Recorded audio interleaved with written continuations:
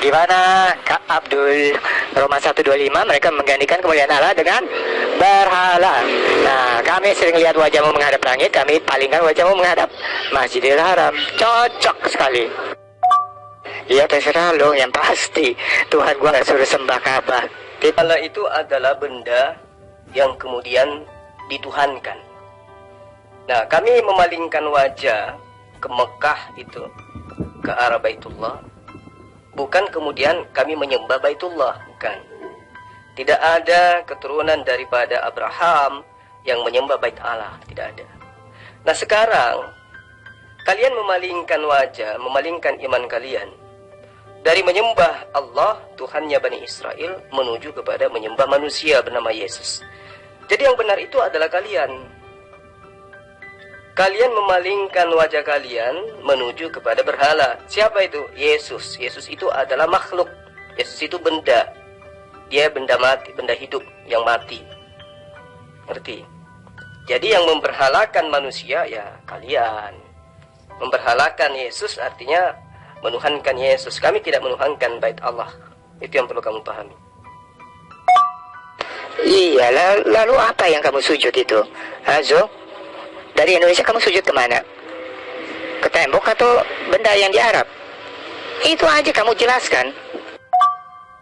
Tidak ada yang menyembah Ka'bah. Layaknya Yesus itu menghadap sujud, menghadap batu, menghadap pohon. Yesus tidak menyembah kepada batu atau pohon yang ada di depannya. Yesus kan sujud. Apakah ketika Yesus itu sujud menghadap ke sebuah pohon, ya, itu berarti Yesus menyembah kepada pohon? Tidak. Itu cuma arah di dalam beribadah. Nah, sekarang yang memberhalakan Yesus itu kan kalian. Di dalam Yesaya 44 nomor 10 diterangkan, siapakah mereka yang menuangkan, ya, yang menggantikan, yang melukiskan, yang menggambarkan, ya, yang membentuk Allah lalu dia tuangkan ke dalam patung. Siapa itu? Siapa yang membuat patungnya Allah berupa manusia? Siapa? Kalian kan? Iya, itu jelas emang Yesus gak pernah perintahkan kita untuk menyembah benda di bumi ini. Nah, tetapi kenapa kamu itu diwajibkan menyembah Ka'bah 5 kali sehari? Itu kitab lu, perintah buat lu, bukan buat gue. Kenapa lu masih gak mudeng? Gue bilang kiblat Arab, bukan kiblat Yahudi, titik. Abraham, Yakub, Ishak, Musa, Yesus, dalam beribadah mereka sujud. Dan pada saat mereka sujud pasti menghadap ke sebuah tugu. Apa itu tugu? Batu. Apakah kemudian mereka itu menyembah batu karena mereka sujud menghadap ke sana? Tidak. Hanya mengarahkan wajah kepada Baitullah, Bait Allah. Nah, sekarang kalian memberhalakan Yesus. Ya, kalian menganggap Yesus yang adalah manusia itu Tuhan. Artinya kalian memberhalakan Yesus. Sadar nggak di situ? Nggak peduli mereka mau sembah apa. Faktanya Zul, apa yang kamu sujud sekarang adalah Ka'bah, titik. Diwajibkan menyembah Ka'bah di mana? Janganlah berdialog dengan kebencian. Kamu mewakili Kristen, sampaikan, ya, dengan cara-cara yang baik. Buktikan pada Kristen bahwa kamu itu adalah orang yang pantas mewakili mereka untuk berdialog. Kamu menuduh bahwa umat Islam itu diwajibkan menyembah Ka'bah. Mana dalilnya? Mana? Coba tunjukkan. Beda dengan kalian. Kalian diperintahkan menyembah Yesus yang adalah benda. Yesus itu makhluk. Siapa bilang Yesus itu bukan makhluk? Dia manusia. Jadi yang memberhalakan Yesus itu kalian. Kagak ada ceritanya Musa perintahkan umatnya untuk sembah batu di Arab. Silakan kamu tunjukkan. Ya kalau sama-sama sembah batu ya legowo aja. Nah, tetapi ini kan yang titik beratnya, apakah Musa menyuruh menyembah batu di Arab, bukan di Yahudi? Itu loh. Nggak usah jauh-jauh, logikamu jalan kagak itu. Nah, itulah kamu. Itulah kamu. Karena kamu itu memang penyembah berhala. Kamu menganggap orang yang sujud itu berarti menyembah apa yang ada di hadapannya. Kamu keliru. Nabi Daud juga sujud menghadap ke Bait Allah atau Baitullah. Mazmur 138 nomor 2. Aku hendak sujud ke arah Bait Allah yang kudus. Siapa itu? Daud. Siapa Daud ini? Kakeknya Tuhanmu. Jadi kakeknya Tuhanmu itu sujud menghadap ke batu. Batu itu yang disebut dengan Bait Allah. Nabi Esra di dalam kitabnya Bani Israel juga sujud menghadap ke Bait Allah. Bait Allah itu apa? Batu. Yehezkiel juga sujud. Yehezkiel 44 nomor 4. Dia sujud menghadap ke bait suci. Apa itu bait suci? Batu. Daniel juga sujud menghadap ke batu. Daniel 6 nomor 10. Itu juga dia menghadap ke batu. Abraham juga sujud menghadap ke batu. Kejadian 17 nomor 3. Musa juga sujud menghadap ke batu. Keluaran 34 nomor 8. Yesus sujud menghadap ke batu juga. Matius 26 nomor 37 39. Jadi semua nabi itu telah mencontohkan sujud menghadap ke batu. Tetapi bukan berarti mereka itu menyembah batu. Tidak. Lot, Ayub, kemudian Yosua, semua menghadap ke batu. Batu itulah yang mereka sebut dengan bait suci atau tugu atau Betel. Nah sekarang yang ngajarin kamu sujud menyembah ya kepada manusia, kepada patung bernama Yesus itu siapa? Kamu yang harus hati-hati. Jangan kamu sembarangan menista Tuhannya Yahudi, akan kena azab. Ingat, Tuhan mengazab manusia penghina nama Yesus. Itu udah banyak buktinya. Muhammad Ali, John Reeves, John Kennedy, Elton John, terus si Ahmad Deedat, Sanihu Munir. Ini sekarang lagi sekarat. Irena Handono juga lagi sekarat. Tetapi yang paling fatal adalah Moko Ginta. Dia tidak diberi kesempatan untuk bertobat, langsung dicabut nyawanya. Persis seperti kisah Anasias di dalam kisah para rasul. Itu nggak ada istilahnya pertobatan, langsung dikirim ke neraka hidup-hidup. Titik. Iya kan emang jelas Quranmu sendiri berkata, agamamu bukan agamaku, kiblatmu bukan kiblatku, Allahmu bukan Tuhanku. Titik.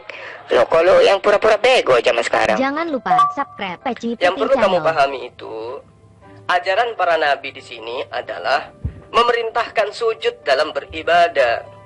Dan sujudnya itu selalu menghadap ke batu. Batu itu Betel atau tugu. Musa juga sujud, Keluaran 34 nomor 8. Musa berlutut ke tanah lalu sujud menyembah menghadap Baitullah. Jadi para nabi mencontohkan itu. Ada nggak para nabi itu mencontohkan sujud menghadap ke patungnya Yesus? Ada nggak? Ada nggak? Siapa bilang Yesus itu Tuhannya Yahudi?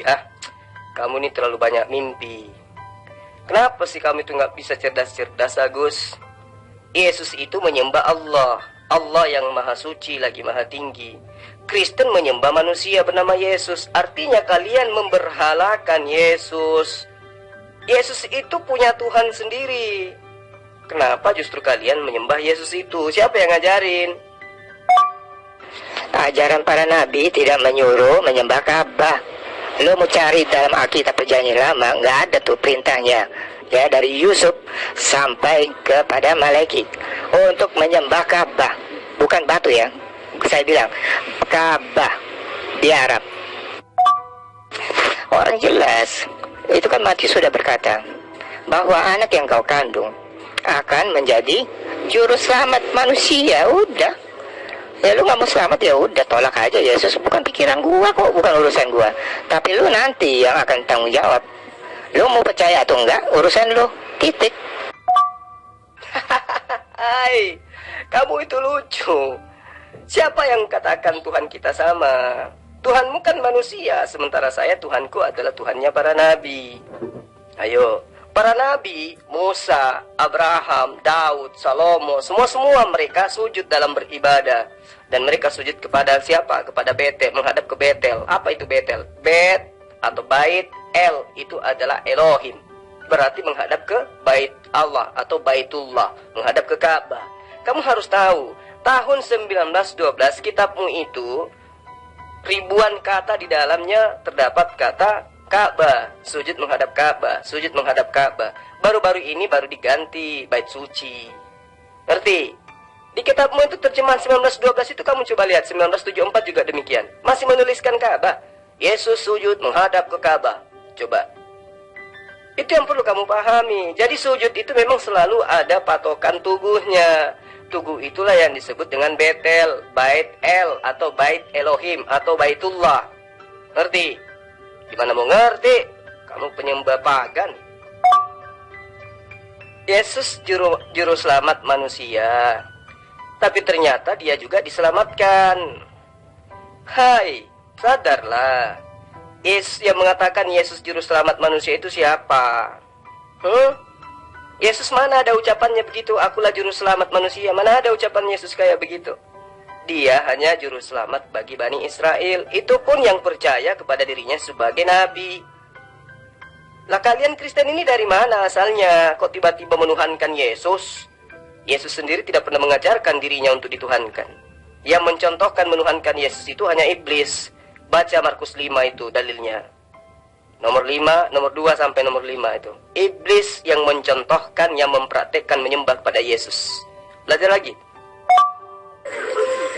Nabi itu bukan penyelamat, tapi penyampai, ya. Penyampai kabar tentang keselamatan itu. Tapi kalau Yesus sudah kabarku sendiri bahwa dia penyelamat. Kamu bilang hanya untuk Bani Israel. Itu karena pengetahuanmu sampai di situ saja, ya. Tapi Yesus berkata bahwa dia untuk seluruh umat manusia.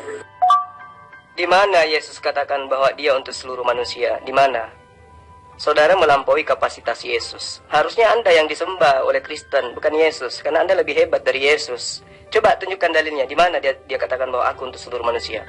Jangan lupa subscribe Peci Putih Sebentar Channel. ya, fokus pada saya aja ya. Jangan kemana-mana ya. Tentu kamu akan berkata begitu, kalian penista. Ya, kita punya ayatnya kok. Yohanes 10:28. Tidak ada seorang pun yang mengambil nyawaku dari tanganku. Aku memberikannya kepada Bapa, dan aku mengambilnya kembali. Itulah tugas yang aku terima dari Bapakku. Sampai sini paham, Om? Yesus tidak dibunuh, tapi dia serahkan nyawa agar dia bisa memenangkan jiwa yang di dalam neraka yang tidak percaya pada Allah. Untuk menunjukkan akan datang waktunya bahwa orang dalam kubur akan mendengar suara anak manusia, dan mereka yang percaya akan diselamatkan. Itu Yohanes 20, Yohanes 6 dan Yohanes 5. Yohanes 5 ayat 29. Akan datang waktunya orang dalam kubur akan mendengar suaranya, dan aku akan bangkitkan dia dan orang yang ditentukan untuk binasa sesuai kitab suci. 1000 orang kayak kamu, saya tidak akan kemana-mana. Paham? Jangan lebay. Tunjuk aja dalilnya. Anda itu sepatutnya yang disembah oleh Kristen, karena Anda itu lebih hebat dari Yesus. Yesus tidak berkata-kata dari dirinya sendiri. Anda seenak udel Anda berkata-kata tentang Yesus. Mana? Di mana Yesus katakan kalau dia untuk seluruh manusia? Nyangkul. Jadi kalau Yesus itu tidak dibunuh, berarti dia bunuh diri gitu. Bunuh diri nih ya. Baca ini berita Yesus ini ya. Jadikan semua bangsa muridku. Bukan hanya satu bangsa, yaitu bangsa Israel. Ya. Halo.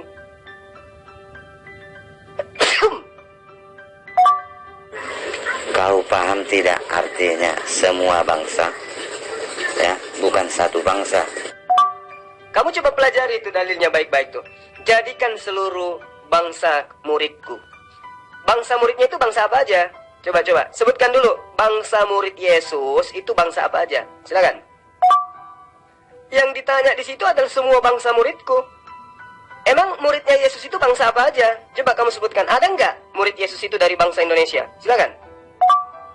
Semua ya, semua. Jadikan semua bangsa muridku ya. Jadi semua bangsa ya.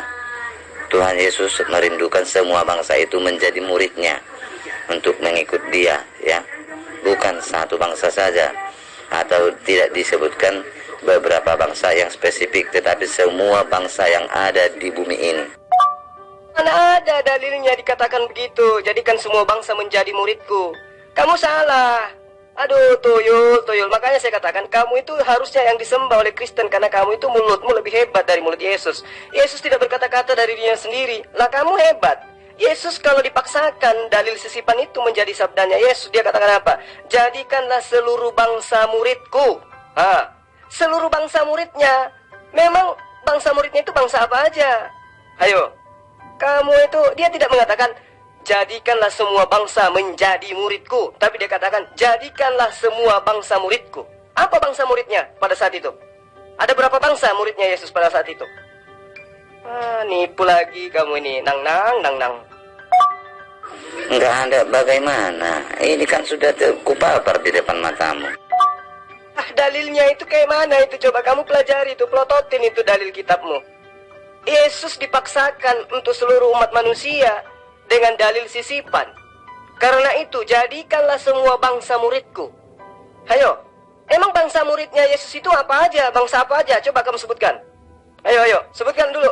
Bangsa murid Yesus itu apa aja? Pada masa itu, coba. Jadikanlah semua bangsa muridku. Dia tidak mengatakan, jadikanlah semua bangsa menjadi muridku.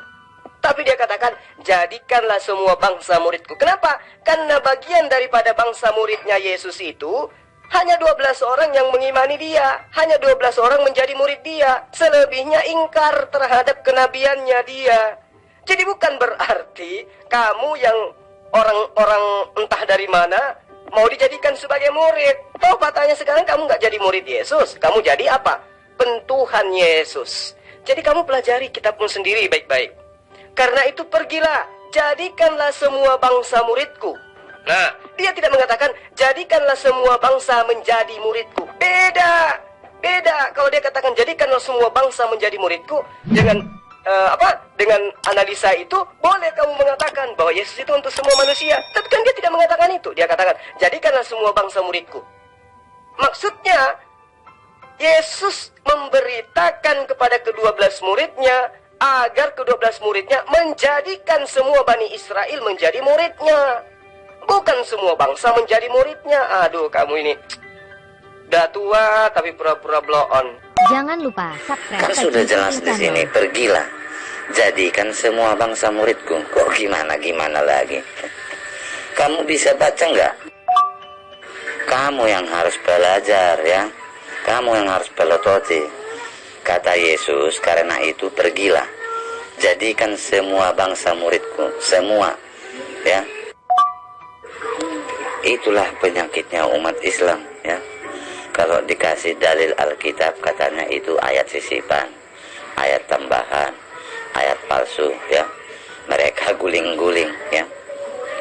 Tapi kalau dikasih ayat Al-Quran, tidak dipahami. Disangkal, ditolak, diingkari, didustakan. Makanya dari awal saya masuk grup ini, saya katakan Islam itu adalah umat sesat. Kenapa? Karena Islam itu menyembah kepada Allah SWT. Padahal Allah SWT itu bukan Tuhan yang Maha Esa. Itu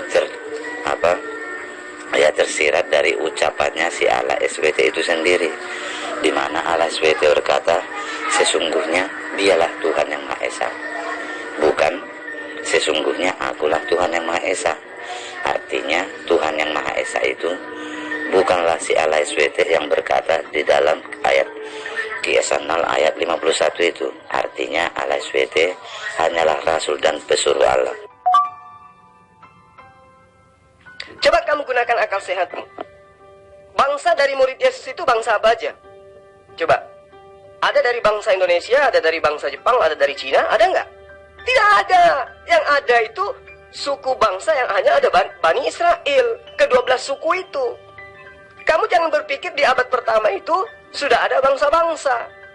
Tidak ada. Yang ada itu adalah suku. Jadi yang dimaksud di situ Yesus adalah suku dari murid-muridnya. Semuanya harus menjadi pengikutnya, bukan menjadi hambanya kayak diri lo.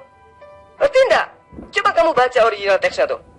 Parautentes on Mateus tati pantatu etne. Bangsa yang merujuk kepada dirinya, ya, tidak merujuk kepada goyim, tetapi dia mengatakan amim.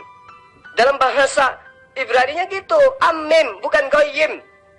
Berarti Yesus memerintahkan untuk menjadikan muridnya semua dari Bani Israel, bukan ke bangsa lain, bukan ke goyim. Amim, amim itu artinya hanya bangsanya dia, rakyatnya dia. Artinya suku-suku dari Bani Israel. Ya, kamu belajar lagi deh. Kamu jangan mau nipu-nipu pakai jurus-jurus kayak begitu. Nggak laku bagi saya. Ada, kau aja nggak tahu ya. Bangsa Arab pun sudah ada menjadi murid Yesus yang percaya kepada Tuhan Yesus ya. Seluruh bangsa di dunia sudah ada ya. ya perkataan Yesus, kabar baik tentang Yesus, berita keselamatan daripada Yesus ya sudah dikabarkan ke seluruh dunia ya. Segala bangsa sudah ada yang percaya kepada Yesus, yang menjadi murid Yesus. Tinggal umat Islam. Umat Islam itu bukan bangsa tapi agama. Agama Islamlah sekarang yang bertahan ya menolak ketuhanan Yesus. Padahal di dalam Al-Quran sudah jelas dikatakan bahwa Yesus yang disebut Al-Masih di dalam Al-Quran itu adalah Tuhan. Tapi Islam tidak paham. Kenapa? Karena umat Islam hanya mengikuti persangkaan belaka. Jangan lupa subscribe Silakan Peci aja Putih Anda Channel. mengimani itu adalah bukan ayat sisipan, bukan ayat tambahan. Faktanya hanya terjemahan kok. Ending daripada apa yang kamu imani itu kan cuma terjemahan. Yang perlu saya pahamkan sama Anda, Yesus mengatakan amin dalam bahasa Aramaik, bahasa Ibrani.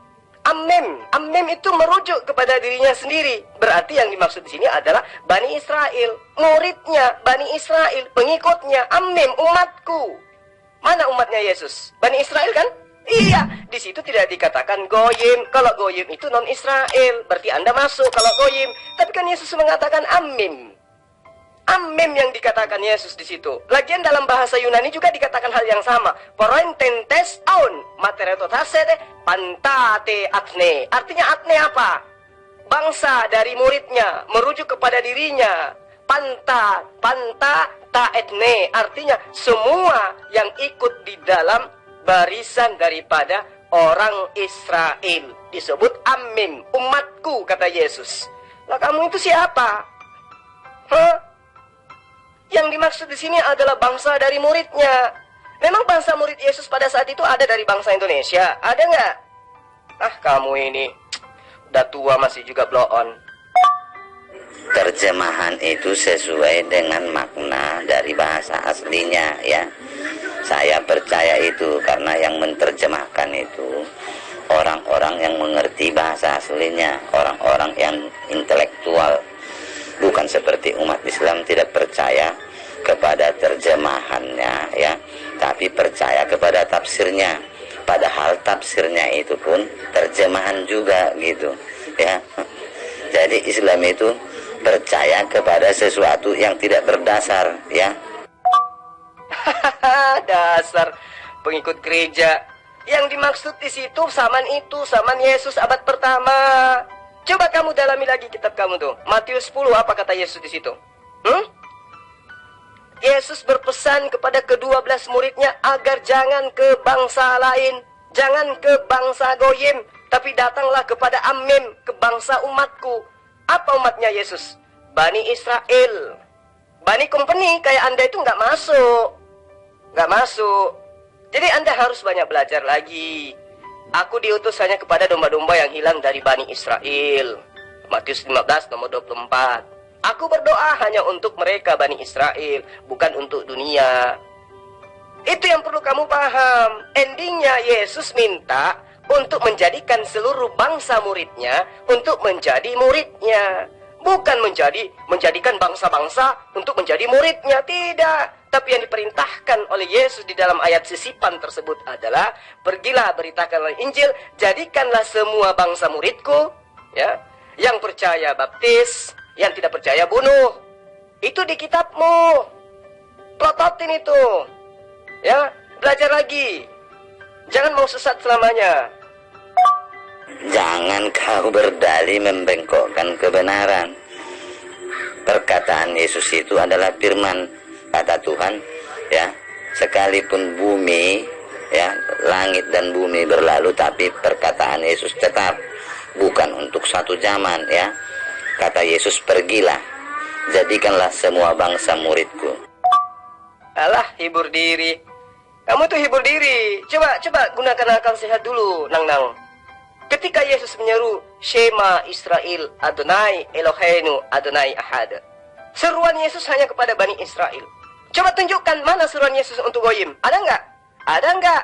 Nggak ada. Ada nggak? Nggak ada. Ada nggak? Nggak ada. Jadi kamu itu Bani apa? Bani company. Bani company yang menginginkan manusia menyembah berhala berupa Yesus, yang memberhalakan anak Maria. Itulah kamu. Ya, saya harus agak keras ini, karena kamu itu bukan anak kecil lagi. Kamu itu orang sudah dewasa, tapi pura-pura membelonkan diri. Sudah nyata-nyata Yesus mengatakan, "Perautentes on, mateteusate pantata etne."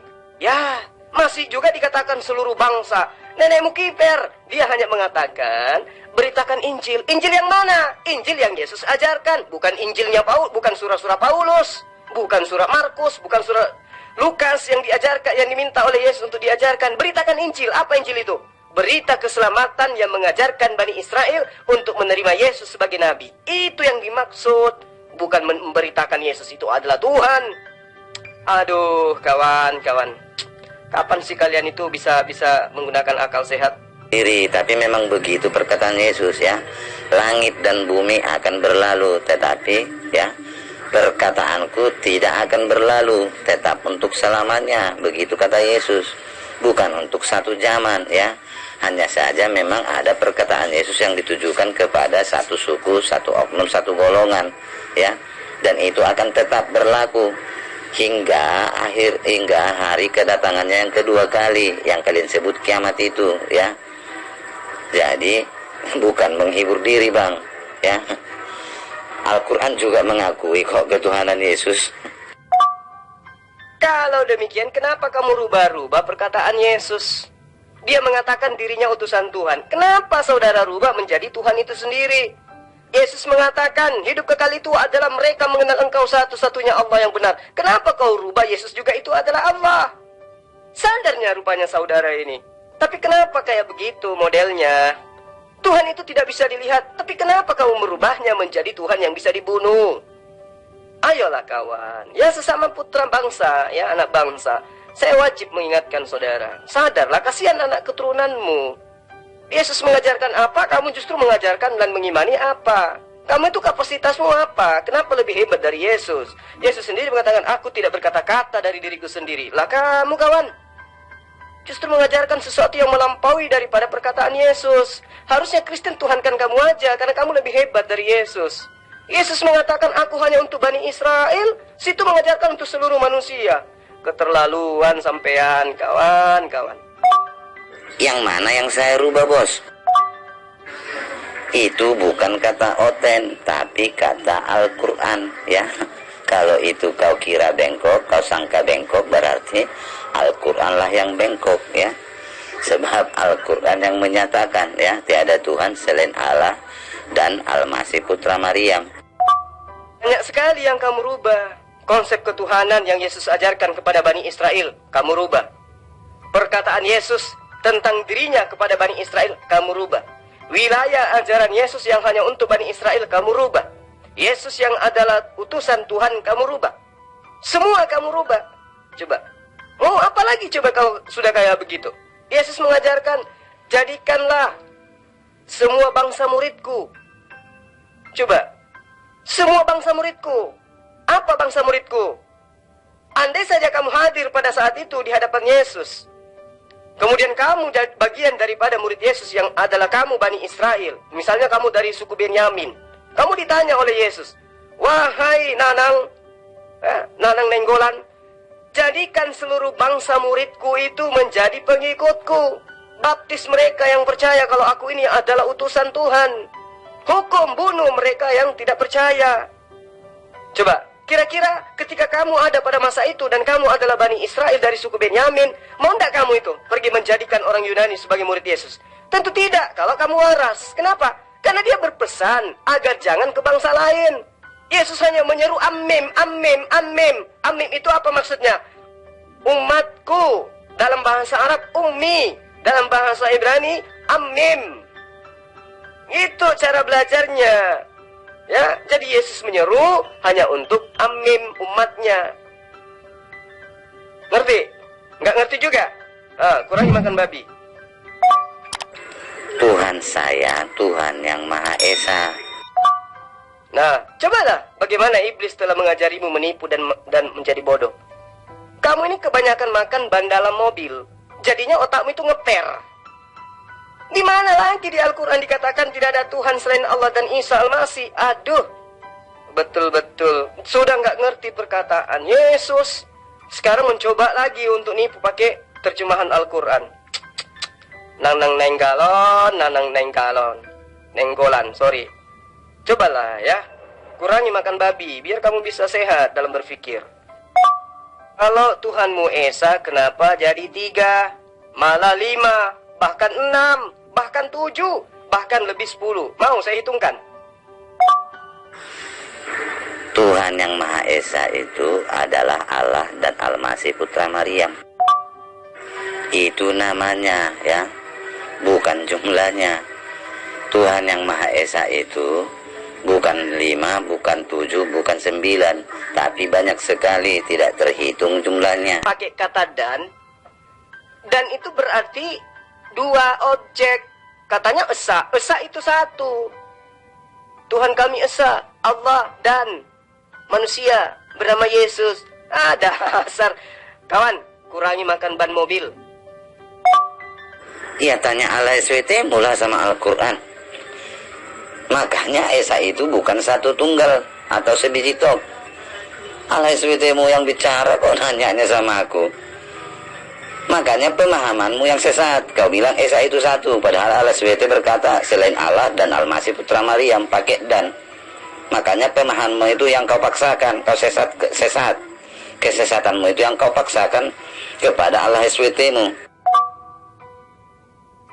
Oh tidak, Tuhanmu itu memang banyak.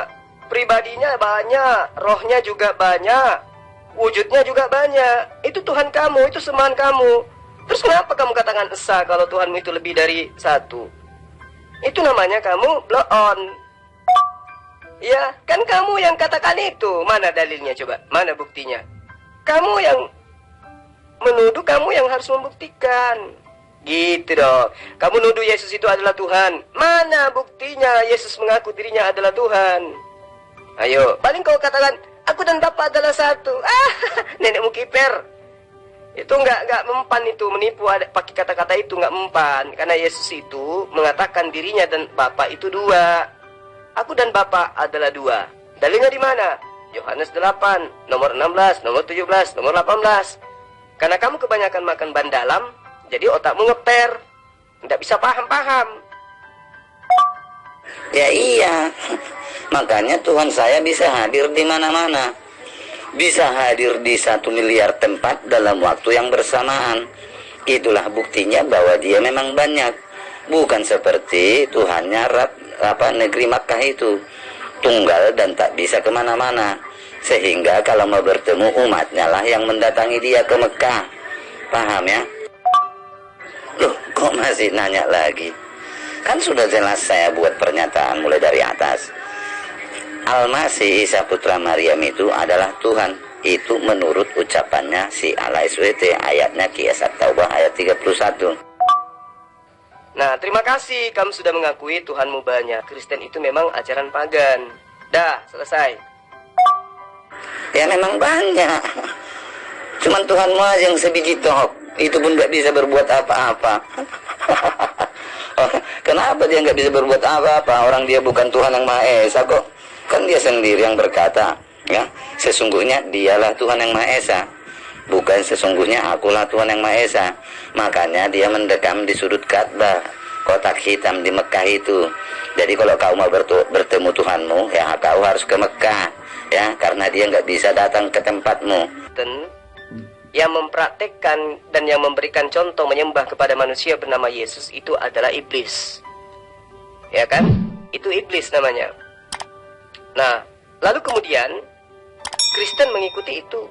Mengikuti apa yang dipraktekkan oleh iblis, menyembah kepada manusia bernama Yesus. Al-Quran menerangkan bahwa setan itu dari 2 golongan. Ada golongan dari jin, ya, disebut iblis. Ada juga golongan dari manusia. Ya, jadi iblis dari golongan jin itu disebut setan. Iblis dari golongan manusia itu disebut Kristen. Kenapa saya katakan begitu? Ya, Anda harus terima kenyataan. Karena antara iblis sama-sama memplesetkan semua ajaran agar manusia itu menyembah kepada Yesus atau Al-Masih. Nah, sekarang apa buktinya? Kamu mengambil Al-Quran At-Taubah ayat 31. Ittakhazu ahbarahum wa ruhbanahum arbabam min dunillah wal masih ibn Maryam. Wa ma umiru illa liya'budu ilaha wahida. La ilaha illahu subhanahu amma yusyrikun. Kamu mengatakan dengan cara tipuanmu bahwa Al-Quran menerangkan tidak ada Tuhan selain Allah dan Al-Masih putra Maryam. Begitu caramu mengajarkan agar kami umat Islam itu juga menyembah kepada Isa. Sama seperti iblis yang datang di dalam kitabmu di Markus 5 nomor 2 sampai nomor 5. Bagaimana kemudian iblis memberikan contoh agar manusia menyembah kepada Yesus. Sekarang kamu berupa manusia mencoba untuk mengajarin umat Islam menyembah kepada Yesus dengan mempelintir terjemahan At-Taubah ayat 31. Padahal yang dimaksud di sini adalah mereka menjadikan orang-orang saleh dari golongan Yahudi dan juga rahib-rahib dari golongan Nasara sebagai Tuhan selain Allah. Ya, dan mereka juga menjadikan Tuhan Isa Al-Masih putra Maryam. Itu yang perlu kamu pahami. Makanya ada dikatakan di situ wal masih ibn Maryam wa ma umiru illa. Nah, illa itu bukti bahwa pengecualian tidak ada selain daripada Allah. Termasuk Isa putra Maryam mereka sembah. Makanya dikatakan ya, kafirlah orang yang menyembah Yesus dan menganggap Yesus itu adalah salah satu dari 3. Itu yang perlu kamu pahami. Di sini sudah jelas dikatakan subhanahu amma yusyrikun. Maha suci Allah dari apa yang engkau persekutukan. Jadi Allah itu tidak boleh dipersekutukan. Jadi ayat ini menerangkan bahwa orang-orang Yahudi dan orang-orang Nasara di antara mereka banyak yang menjadikan orang-orang saleh di antara mereka itu menjadi Tuhan selain Allah. Itu yang perlu kamu pahami. Makanya dikatakan sekali lagi subhanahu amma yusyrikun. Maha suci Allah dari apa yang kalian persekutukan. Termasuk kamu persekutukan Allah dengan anak manusia bernama Isa putra Maryam. Jadi kamu, sekali lagi saya katakan, iblis itu tergolong jadi 2. Iblis berupa setan yang mengajarkan menyembah kepada manusia, dan juga iblis berupa kamu yang beragama Kristen mengajarkan juga menyembah kepada Isa putra Maryam.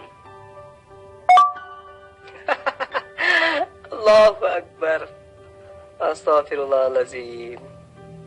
Baru kali ini saya menemukan ada penyembah manusia mengakui Tuhannya banyak.